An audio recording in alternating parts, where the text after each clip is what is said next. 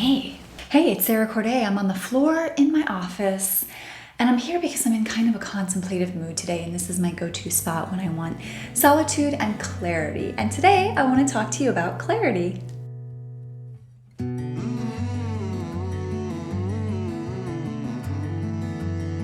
All of us have had times in our life where we felt unclear about which direction to go and have had this sort of foggy haze that takes over our brains every time we think about it. So today I want to talk to you about two techniques that I've used to help me get out of the fog and super clear on my next move. The first technique is something I call the yes-no field test, and it's best used when you have an either-or decision to make. For example, should I take this job or shouldn't I?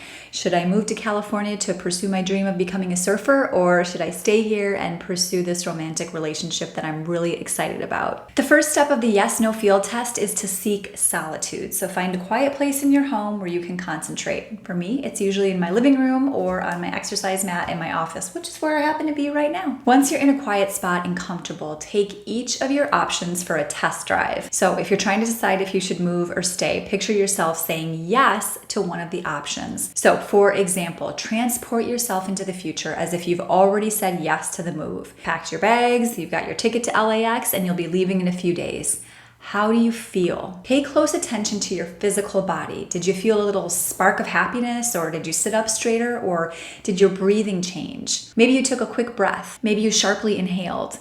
If you feel lighter, freer, or feel a spark of joy or happiness, those are all good signs that yes is the right answer. Now do the same thing, but give yourself the answer no. Transport yourself again into the future of what no looks like. No, you're not moving because you're staying here. You're going to be with your new love squeeze, and you're going to be going on great dates, and you're going to be growing and fostering this wonderful romantic relationship. Pay attention again to your body. Do you feel light and joyful and excited about that prospect? Or do you feel a sense of dread, weighed down, and overall lack of energy? Did your shoulders kind of droop forward? If you feel a sense of dread or any sort of heaviness, that's an indication that no might not be the right answer. Now, if you've done this exercise but you still feel unclear, here's another thing you can try. My next technique is separating your head from your heart. Now, this can be really tricky, but it's a simple way to identify the difference between head and heart.